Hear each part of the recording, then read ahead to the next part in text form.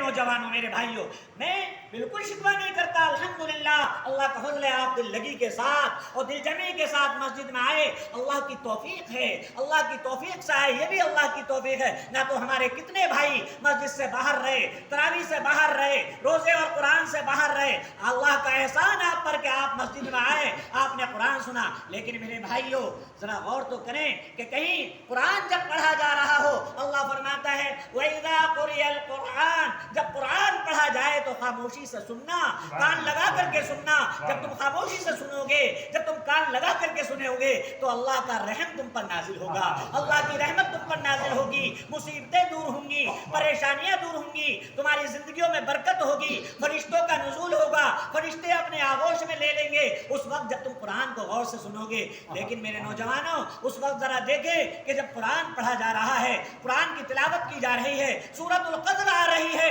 سورۃ القدر کی تلاوت کی جاتی ہے، والتین کی تلاوت کی جاتی ہے، سورہ علق کی تلاوت کی جاتی ہے، لیکن میرے نوجوانوں، میرے پیچھے والے بچوں، میرے پیارے بچوں، ذرا بتلاؤ کہ اس وقت جب قرآن پڑھا جا رہا تھا یا قرآن کی تلاوت کی جا رہی تھی تو ہماری طرف سے باتیں ہو رہی ہیں، ہماری طرف سے آوازیں کسی جا رہی ہیں، آوازیں ہو رہی ہیں، اور پھر میں اپنے بڑوں سے بھی کہوں گا کہ میرے بڑے یہ یاد رکھیں کہ جب اپنے بچوں کو لے کر کے آئیں مسجد میں، اللہ کا گھر ہے، اللہ کا کلام ہے، یہ اللہ کی کتاب ہے، یہ کسی انسان کا کلام نہیں، یہ قاری صاحب کا یا کسی مولوی صاحب کا کلام نہیں، یہ کسی کا کلام نہیں، بلکہ یہ اللہ کا کلام ہے جو قاری صاحب کی زبانی ادا ہو رہا ہے، جو مولوی صاحب کی زبانی ادا ہو رہا ہے، تلاوت کیا جا رہا ہے۔ اس وقت جب کلام اللہ کا پڑھا جا رہا ہے، اگر ہنگامہ کریں گے میرے بڑے، جب یاد رکھیں کہ بچوں کی اس میں غلطیاں کم ہیں، بچوں کی اس میں خطائیں کم ہیں، بلکہ سب سے بڑی غلطی ہمارے بڑوں کی ہے، ہمارے بزرگوں کی ہے کہ اپنے بچوں کو اس وقت جب گھر سے